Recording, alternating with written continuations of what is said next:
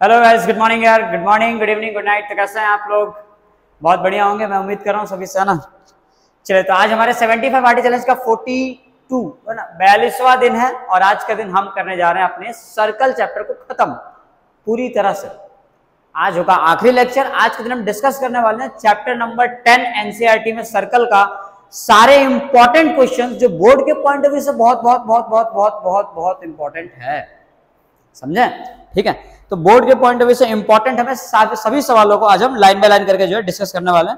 हाँ, 10.2 के ही क्वेश्चंस होंगे ऑलमोस्ट, है ना। और जो एक आदि आपके जो बाहर के कंसेप्ट वाले जो क्वेश्चन बन रहे हैं, अपन उन सवालों को भी थोड़ी है ना थोड़ी रोशनी डाल देंगे, मतलब प्रकाश डालेंगे ना, सवालों को देख लेंगे, कैप्चर कर लेंगे, आप जो भी जैसे समझे। ठीक है, तो स्टार्ट करें क्या? फटाफट से एनसीईआरटी ले लो, पेन कॉपी ले लो और एक बार जो है नोट्स रिवाइज करके बैठना। इसके पहले जब हमने पढ़ा है ना, पहला लेक्चर, दूसरा लेक्चर, ये तीसरा लेक्चर है, तो नोट्स एक बार ढंग से रिवाइज कर लेना। टेंजेंट क्या होता है, सीकेंट क्या होता है, दोनों थ्योरम पढ़ना, 10.1 10.2, तब जाके तुम्हारे लिए लेक्चर जो है बहुत बहुत ज्यादा बेनिफिशियल हो पाएगा। ठीक है सर, अगर नहीं भी किया हो तब भी तुम्हें समझ में आएगा, है ना, उस बात की तो मेरी गारंटी है। बट स्टिल नोट्स रिवाइज करके बैठोगे तो तुम्हें अच्छा, है ना, अच्छा फायदा मिलेगा। वो कहते हैं ना, करोड़ों का फायदा। ठीक है, चलो शुरू करें। देखो, तो आज के दिन जो है सबसे इंपॉर्टेंट जो हम सवाल करने वाले हैं, सभी इंपॉर्टेंट, सारे सवाल तो इंपॉर्टेंट ही वैसे तो, है ना। देखो, पहला सवाल ये रहेगा, the length of a tangent from a point at distance, एक ये टाइप का सवाल। इसमें आपको बताया the length of a tangent from a point at distance 5 centimetre from the centre of the circle is 4 centimetre.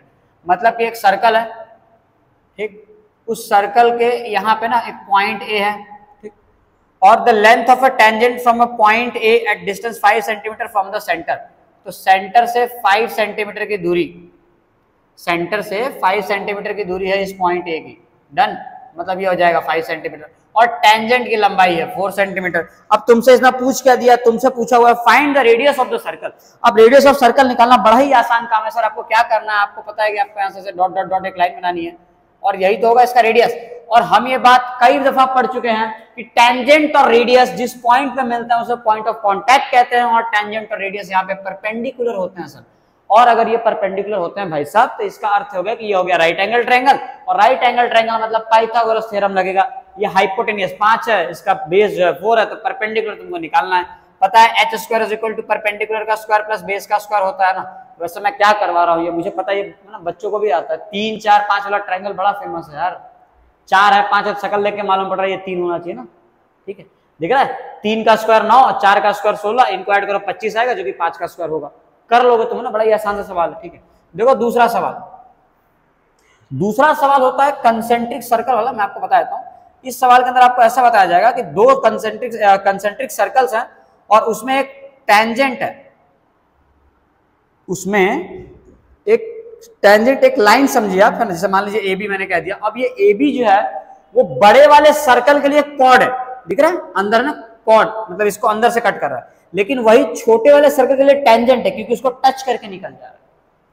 अब इसमें दिया ये जाता है कि आपको दोनों सर्कल का रेडियस दे देंगे, आपको बताएंगे कि जो बड़ा वाला सर्कल है, मान लो ये बड़ा वाला सर्कल होगा, बड़े वाला सर्कल का जो रेडियस है वो 5 सेंटीमीटर है। डन, और आपको बताएंगे कि छोटे वाले सर्कल का जो रेडियस है वो 3 सेंटीमीटर है। तो आपसे पूछा जाएगा कि ए बी की लंबाई बता दो तुम, आप जो है ए बी की लंबाई बता दो।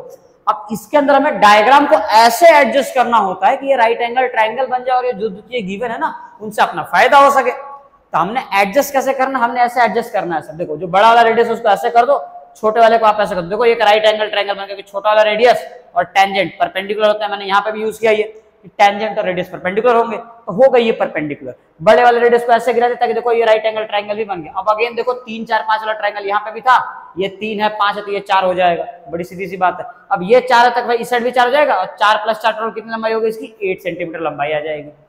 बात समझ में आई कैसे करनी है? आपको यूज करना है पाइथागोरस थ्योरम, h का square is equal to perpendicular का स्क्वायर प्लस बेस का स्क्वायर। हाइपोटेनस 5 का स्क्वायर 25 हो जाएगा, परपेंडिकुलर 3 का स्क्वायर 9 और बेस तुम्हें नहीं मालूम है, बेस a मतलब लिख दो am का स्क्वायर। तो यहां से आपको मिलेगा 25 - 9 यानी 16 is equal to am square, मतलब यहां से 4 इज इक्वल टू आपको am मिल जाएगा। डन। अब हमने एक थ्योरम पढ़ी थी कि जब भी कॉर्ड पे सेंटर से परपेंडिकुलर लाइन होगा तो इसे बाइसेक्ट करेगा इक्वल पार्ट में, मतलब ये दोनों इक्वल हैं। अब नाउ वी नो दैट, है ना, हमें पता है ये चीज। क्या पता हमें कि AM जो है उसकी लंबाई इक्वल है BM के, और वो दोनों भी इक्वल हो जाएंगे 4 सेंटीमीटर के। Therefore AB is equal to AM plus MB that is equal to 4 + 4 आपको देगा 8 सेंटीमीटर। मतलब इसकी टोटल लंबाई आपको 8 सेंटीमीटर मिल जाएगी। ये बहुत इंपॉर्टेंट सवाल है ये, ठीक है, ध्यान रखना। और क्या इंपॉर्टेंट है सर इस चैप्टर से? देखो और क्या इंपॉर्टेंट है, मैं आपको और सारे इंपॉर्टेंट पॉइंट बता देता हूं। अगला इंपॉर्टेंट है, ये बहुत ही इंपॉर्टेंट चीज आती है ना, एक क्वाड्रिलेटरल सर्कल। क्वाड्रिलेटर के अंदर अगर एक सर्कल जो है इंस्क्राइब्ड है, तब आपको इस चीजें प्रूफ करनी होती है। देखो इसका प्रूफ उतना इंपॉर्टेंट नहीं है, हालांकि इस पे आते हैं एमसीक्यूज। एमसीक्यूज नहीं, आप कह सकते हो ना कि हाँ मतलब ऑब्जेक्टिव क्वेश्चन कह सकते हैं, सेक्शन ए में सवाल आते हैं। देखो कैसे सवाल आते हैं। मान लीजिए कि एक सर्कल है, ठीक, उस सर्कल में तुम्हें क्या करना है, तुम्हें जो है टेंजेंट्स बनाने हैं, 4 टेंजेंट बनाने हैं, 4 अलग अलग डायरेक्शन के। ये बना दिया, ठीक। अब हमने यहाँ पे इंक्लूड किया एक टेंजेंट ऐसा, एक टेंजेंट हमने बनाया ऐसा, डन। ये एक टेंजेंट हो गया। अब इन्हें जो है कुछ ऐसे रखो, ये हो गया अपना दूसरा टेंजेंट, ठीक। और इसमें हमें जो रखना है एक थर्ड टेंजेंट, चौथा टेंजेंट है ना, जो कुछ ऐसे गुजरे, डन। अब देखो इन सभी में काम की बात है कि जब इन्हें आप एक्सटेंड करोगे तो ये जो है एक जिस पॉइंट पे एक दूसरे को इंटरसेक्ट कर रहे हैं वो जो है क्वाड्रिलेटरल फॉर्म करेगा, A, B, C और D। यही काम की बात थी। मतलब एक क्वाड्रिलेटर के अंदर अगर एक सर्कल इंस्क्राइब्ड हो तब एक बहुत ही इंपॉर्टेंट सा प्रूफ दैट आता है यहाँ पे। वो प्रूफ दैट क्या होता है, आपको बताया जाता है कि आप प्रूफ कीजिए, प्रूफ दैट। हमें चीज प्रूफ करने के लिए जाता है, क्या प्रूफ करना है, AB, और AB के अपोजिट में क्या है, CD। तो आपको लिखना है AB प्लस CD। अगर AB में मैं CD को जोड़ू, अपोजिट साइड्स को अगर मैं ऐड कर रहा हूं तो ये दोनों के इक्वल आएगा वो, मतलब AB प्लस CD करने पे BC प्लस AD के इक्वल आएगा, BC प्लस AD के इक्वल आएगा। अब ये चीज हमें प्रूफ करना है, साबित करना है ना, कैसे करेंगे वो भी बहुत इंपॉर्टेंट है। प्रूफ वाले क्वेश्चन, हालांकि देखो जैसे इसका प्रूफ दैट है, ये 2 मार्क्स में आपसे पूछा जा सकता है ना, तो ये सवाल उसके चांसेस इतने हाई नहीं है कि तुमसे प्रूफ पूछे, लेकिन तुमसे इसका यूज पूछेगा, इसके चांसेस बहुत ज्यादा हाई है। फिक्स है कि ऑब्जेक्टिव्स के अंदर तुमने से क्वेश्चन जो है पूछे जाते हैं, है ना, ये चीज बहुत कंफर्म रही है। तो देखो इससे प्रूफ भी कर लेते हैं और कैसे सवाल आते हैं ये भी अपन देख लेंगे, ठीक है। क्या ऐसे प्रूफ क्या करना है आपको, देखो अब ये हमने अभी भी जस्ट पढ़ा था, थ्योरम 10.2। एक एक्सटर्नल पॉइंट से जो 2 टेंजेंट बनते हैं, उन दोनों टेंजेंट की लेंथ जो है इक्वल आती है, हमने अभी पढ़ा था, है ना, पढ़ा था ना कि एक सर्कल से बाहर वाले टेंजेंट तुमने से 2 को टेंजेंट बनाओगे तो ये दोनों टेंजेंट की जो लेंथ आएगी, ये दोनों टेंजेंट की लेंथ जो है इक्वल आएगी। ये तो एक्सटर्नल पॉइंट है, इस पॉइंट से 2 टेंजेंट, दोनों टेंजेंट की लेंथ कैसे आनी चाहिए, इक्वल। सेम यहाँ पे भी इस पॉइंट से देखो ये टेंजेंट और ये टेंजेंट, इन दोनों की भी लेंथ कैसे आएगी, इक्वल, इनकी लेंथ इक्वल, और ये पॉइंट से ये 2 टेंजेंट की भी लेंथ इक्वल रहेगी सारी चीजें। अब अगर हमें ये बात पता है अगर हमें ये बात पता है तो आगे क्या करना है। आप मान लीजिए ये ना PQRS ले लीजिए, PQ, इसको R कह लो इस पॉइंट को, और इस पॉइंट को कह दो S। मान लिया कि ये X है तो ये भी कितना हो जाएगा, X। इसको मान लिया Y, तो भी कितना हो जाएगा Y। ये हो गया Z, तो भी कितना हो जाएगा Z। और ये हो गया W, तो ये भी कितना हो जाएगा W। बस बात खत्म। AB प्लस CD कीजिए, AB प्लस CD। देखो मैंने अगर AB में CD को मैं जोड़ दूंगा तो AB की जगह पे क्या आएगा, X प्लस Y, और CD की जगह क्या आ जाएगा, Z plus W, Z plus W। देखो ये हो गया इसका और ये हो गया इसका, डन। रीअरेंज अगर मैं करूंगा तो मुझे मिल रहा है कि AB plus CD is equal to हो रहा है X plus Y plus Z plus W। ये हो गया अपना काम, इक्वेशन 1। सेकेंड इक्वेशन में आपको BC प्लस AD करना है, यानी दिस प्लस दिस करना है। अब हमने ऐड किया BC प्लस AD। अब बताओ भैया BC की वैल्यू क्या है, BC की वैल्यू है Y प्लस Z, तो Y प्लस Z, और इसमें AD की जगह पे क्या है, X plus W, X plus W। देखो भैया अगर तुम ध्यान से नोटिस करो तो इसमें X Y Z W है, इसमें भी X Y Z और W है, लेकिन बस थोड़े आगे पीछे, कोई फर्क नहीं पड़ रहा है इससे। तो इसको अगर मैं रीअरेंज खोल दूं तो मुझे यहाँ पे क्या मिल रहा है कि भैया BC प्लस AD करने पे भी X plus Y plus Z plus W ही मिल रहा है। इसका मतलब क्या हुआ कि जो आपका पहला इक्वेशन है और जो आपका दूसरा इक्वेशन है उसमें जो सीधे हाथ की तरफ यानी राइट हैंड साइड जो लिखा हुआ है, देखो वो आइटम सेम आ रहे हैं। अगर राइट हैंड साइड में लिखा हुआ आइटम सेम है तो इस बात की श्योरिटी है कि जो उल्टे हाथ की तरफ यानी लेफ्ट हैंड साइड में जो लिखा वो भी क्या हो जाएंगे, सेम। इट सिंपली एम्प्लाइज कि AB plus CD is equal to BC plus AD। आप यहां पे लिख सकते हैं हैंस प्रूव्ड। हैंस प्रूव लिखने में बहुत मजा आता है, एकदम सुकून। हो गया। अब देखो इसमें सवाल कैसे पूछे जाते हैं। देखो इसमें सवाल जो है ऐसे पूछे जाएंगे, तुम्हें दे देंगे, जैसे मान लो तुम्हें दे दिया कि यहाँ पे ना ये वाली लेंथ जो है 7 सेंटीमीटर है और ये वाली लेंथ जो है 4 सेंटीमीटर है। तुम्हें बोलेंगे ये 8 सेंटीमीटर है, 3 मान लो ना इसको 3, और तुम्हें बोलेंगे कि बताओ ये कितना है। अब ऐसे सवालों करने में समय नष्ट नहीं करना अपने को। क्या करना है, 7 + 4 कितना हो रहा है सर, 11। मतलब ये प्लस ये भी कितना होना चाहिए, 11। अब 3 में ऐसा क्या जोड़ दूं, 11 आ जाएगा, 8। तो आगे आपकी एडी की लंबाई 8 हो जाएगी। टिक मार के आगे बढ़ना है भाई। ये इस पे एप्लीकेशन है। 7 + 4 11 है, तो 3 में क्या जोड़ने पे 11 आएगा, 8। मतलब आपका 8 आंसर जो है 8 हो जाएगा आपका। खत्म। ऐसे तो सवाल आने इसमें से। अब देखो इसमें से आने वाला एक और इंपॉर्टेंट, एक महत्वपूर्ण सवाल। महत्वपूर्ण क्या है वो महत्वपूर्ण सवाल, देखो बता रहा हूं। अगला सवाल है ना, prove that the parallelogram circumscribing a circle is rhombus.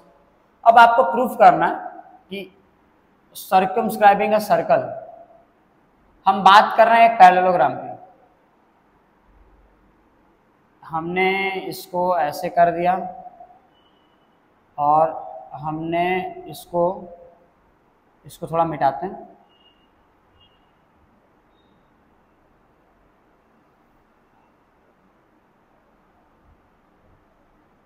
हमने ऐसे कर दिया, देखो अब ये बन गया एक पैरेललोग्राम। अब ये क्या हो गया, एक पैरेललोग्राम ABCD बन गया। अब आपको क्या प्रूफ करना है कि ये पैरेललोग्राम के अंदर अगर है ना, आपको गिवन क्या है, quadrilateral ABCD is a parallelogram. क्या प्रूफ करना है, proof that quadrilateral ABCD is a rhombus. ABCD is a rhombus. अब देखो एक पैरेललोग्राम में और एक रोम्बस में क्या फर्क होता है। पैरेललोग्राम और रोम्बस में फर्क सिर्फ इतना होता है कि पैरेललोग्राम के सिर्फ अपोजिट साइड इक्वल होते हैं, ये इसके इक्वल होगा और ये इसके इक्वल होगा। लेकिन रोम्बस के चारों साइड इक्वल होते हैं और कोई फर्क नहीं होता। मतलब रोम्बस में ये चारों आपस में इक्वल होंगे। मतलब मुझे क्या करना है, देखो ये दोनों तो ऑलरेडी इक्वल होते हैं पैरेललोग्राम में। अगर मैं किसी जुगाड़ से इन दोनों को भी इक्वल कर दूं, समझो ये और ये, मान लो अगर ये 5 है तो ये भी 5 हो जाएगा। अगर मैं इसको 5 कर दूं तो क्या ये भी 5 हो जाएगा। तो देखो 5 5 5 सब 5 हो जाएंगे। इन शॉर्ट मेरा जो जुगाड़ ये होना चाहिए कि मुझे इसके एडजेसेंट साइड यानी जो इसके पड़ोस में उन दोनों को मुझे इक्वल करना है। या तो मैं इन दोनों को इक्वल कर दूं या तो मैं इन दोनों को इक्वल कर दूंगा, बात वही करनी मेरे को। तो हमने अभी भी जस्ट प्रूफ किया है कि क्वाड्रिलेटर के अंदर अगर सर्कल हो तो अपोजिट साइड वालों को जोड़ने पे भैया इक्वल आता है। इसका मतलब वी नो दैट, हम क्या जानते हैं ये कि AB plus CD is equal to क्या आएगा, BC plus AD। BC plus AD। Clear यहां तक। अब देखो अगली काम की चीज, क्या AB is equal to CD है। मैं AB प्लस CD को भी AB लिख देता हूं, ठीक, और BC प्लस AD को भी मैंने BC लिख दिया। क्यों ऐसा, देखो क्या कह सकते हैं कि AB और CD तो इक्वल है, क्योंकि पैरेललोग्राम की तो अपोजिट साइड भी इक्वल होती है ना। मतलब AB is equal to CD। यहां पे लिखना है क्योंकि, है ना, ऐसी हरकत हमने इसलिए की क्योंकि भैया AB जो है वो CD के इक्वल था एंड और क्या था, BC जो है वो AD के इक्वल था। तो BC is equal to AD कर दिया हमने, डन। अब देखो AB प्लस AB क्या हो जाएगा, 2 टाइम्स ऑफ AB, और BC प्लस BC क्या हो जाएगा, 2 टाइम्स ऑफ BC। 2 से 2 कैंसिल हो गया। देखो AB बराबर BC आ गया। अगर AB बराबर BC है, therefore AB is equal to BC is equal to AD is equal to CD, है ना। Therefore quadrilateral ABCD is a rhombus। आपको बस ऐसे प्रूफ करना है, आपको चीजों को बस इसी प्रकार से प्रूफ करना है। अब इन सब के बीच एक इंपॉर्टेंट, बहुत ही इंपॉर्टेंट सा सवाल है ना, जो कि आपको ध्यान रखना है, जिसको अलग अलग तरीके से पूछा जा सकता है, वो क्या है ना, वो आपको सवाल आएगा रेडियस निकालने के लिए। देखो रेडियस किसमें निकालना है, आपको देंगे एक राइट एंगल ट्रायंगल, आपको एक राइट एंगल ट्रायंगल देंगे। उस राइट एंगल ट्रायंगल के अंदर आपको बताएंगे कि एक सर्कल है। रुको मैं आपको फिर से बताता हूं। जैसे एक सर्कल हो गया, सर्कल में आपको बनाना है एक राइट एंगल ट्रायंगल उसके आजू बाजू में। तो पहले तो एक सर्कल बनाओ भैया ढंग से। तो हमने बना दिया एक ढंग का सर्कल जो कि बहुत ही शिद्दत से बना है, मतलब बहुत ही मुद्दतों से बना हुआ है, ऐसा कह सकते हैं आप। और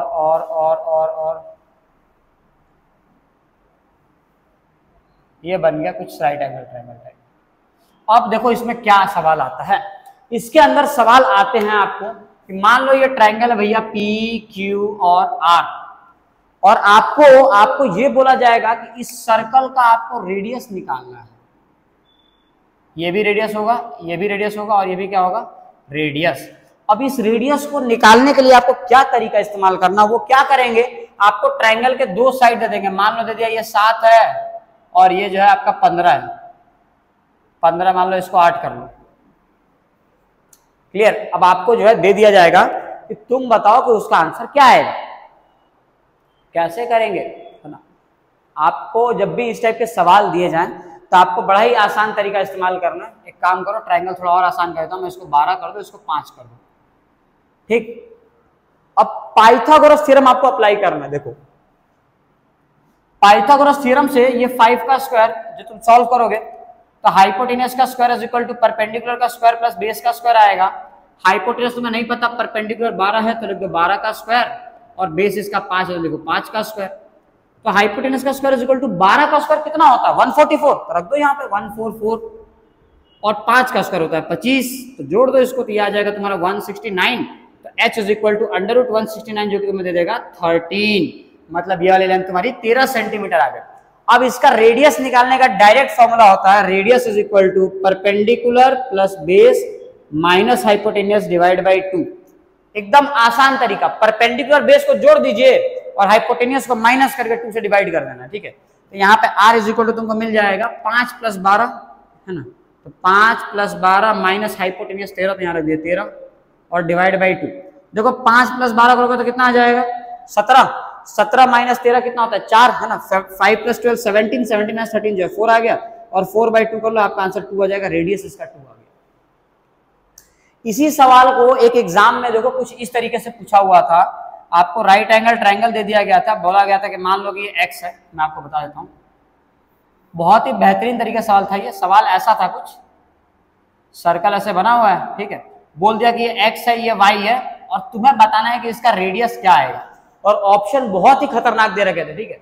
अब ऐसे में जब आपको कुछ ना दिया हो, आपको ऐसे में, ये बोर्ड एग्जाम का पूछा हुआ सवाल है ये, जब ऐसे में आपको कुछ ना दिया हो वैल्यू, जैसे यहाँ पे आपको नंबर था तो नंबर का स्क्वायर करके तुमने ये निकाल लिया, लेकिन यहाँ पे तो कोई नंबर नहीं है ना, यहाँ पे x और y है, तो उस केस में आप करोगे तो आपका जो हाइपोटेनस क्या आएगा, अंडर रूट x का स्क्वायर प्लस y का स्क्वायर, ये आपका आंसर आएगा।